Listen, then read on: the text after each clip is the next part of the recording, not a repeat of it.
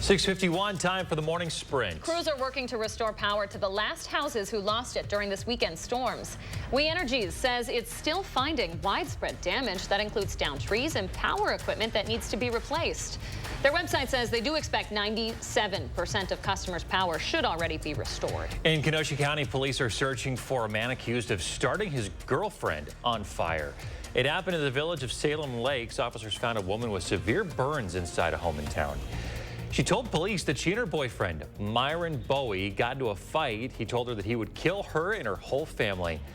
Bowie is considered armed and dangerous. Police think he may be driving a black Cadillac SRX with Illinois license plates. 4 people are dead after 2 plane crashes in Oshkosh. Both crashes happening near the Oshkosh Air Show AirVenture and belonged to event attendees. 2 people were killed when a plane crashed into Lake Winnebago around 9 a.m. Saturday. A second crash happened when 2 planes collided midair. That crash killed 2 and injured 2 others. Over the weekend, a massive barn fire in the town of Springfield, north of Madison. More than 24 fire units responded to Martinsville Road after noon on Sunday. Responders were able to put it out. Dispatchers did not confirm, though, if any injuries were reported at the scene. Justice-elect Janet Protasewicz will be sworn in as the next member of the state Supreme Court tomorrow. She's a former Milwaukee County Circuit Court judge. She'll serve a 10-year term. Her presence will flip the court's conservative majority of 4-3 to a liberal one.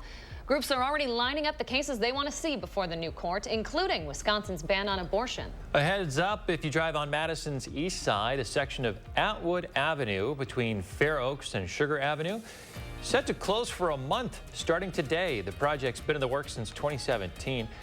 Olbrook Botanical Garden sits right in the heart of the construction. Drivers will have to detour starting today again, turning east on Fair Oaks to Milwaukee Street, then south to Walter before getting back on Atwood. Senate leadership is condemning a Wisconsin representative for his actions. Representative Derek Van Orden yelled at a group of Senate pages last Wednesday, cursing at them and calling them lazy. They were taking pictures at the Capitol Rotunda for their last week as pages. He's since defended his actions despite scrutiny from both Senate leaders Mitch McConnell and Chuck Schumer. Well, Republican presidential candidates are now using Donald Trump's mounting legal issues on the campaign trail. This weekend, Nikki Haley and Ron DeSantis both said that their supporters giving Trump the nomination would then hand the presidency to Joe Biden. Those comments come amid news pro-Trump PAC spent more than $40 million for his legal issues so far this year. Happening today, a Trump aide accused of scheming with the former president to hide legal documents heads to court.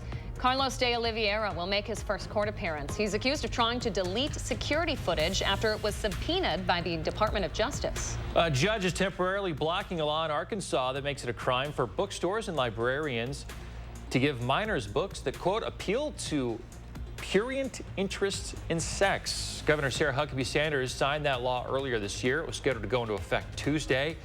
The lawsuit against it claims it violates the First Amendment.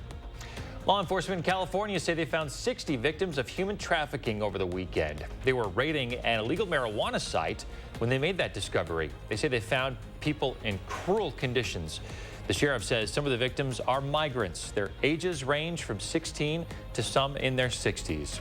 They were dropped there only days ago, forced to package illegal marijuana. So far, there have been no arrests. Overseas, the number of people killed in a bombing in Pakistan is up to 54 this morning. 5 were children. The bomb went off Sunday in what police say was a suicide attack. At least 1,000 people were crowded into a tent near a market for a rally when the bomb went off. Nearly 200 are injured. No group has claimed responsibility. All right, good morning. 5 minutes away from a 7 o'clock. Very nice start to our Monday morning, the last day of July. 58 currently in Madison, 52 in Marshfield. We've had some 40s scattered about as well across the north. So a rather cool start to our last day of July. Temperatures, though, rising quickly in the upper 70s. Just a beautiful noon hour. Light winds, low humidity, making for beautiful conditions as we get into the afternoon. Low 80s expected. This is right where we should be for this time of July. So as you plan your day, not much wind expected today with a mostly sunny sky. Temperatures in the upper 70s here at the noon hour, topping out about 82 degrees. And that typically is where we do close out the month of July. And obviously, we're headed into August. Going to start off nice tomorrow morning. 85 expected tomorrow afternoon. A little bit more humidity by Wednesday and Thursday. You'll notice that. So that heat index likely to climb into the lower 90s. Maybe an isolated shower or storm. We don't have a whole lot in our forecast by the middle of the week. And then we cool it down again, it looks like, by Saturday and Sunday with highs in the lower 80s. Looks like a gorgeous forecast on Yeah, pretty much all week long. It might be a little bit sticky on Wednesday and Thursday, but nothing like what we saw last week. Kelly, thank you. Stick around, another news and weather update in 30 minutes.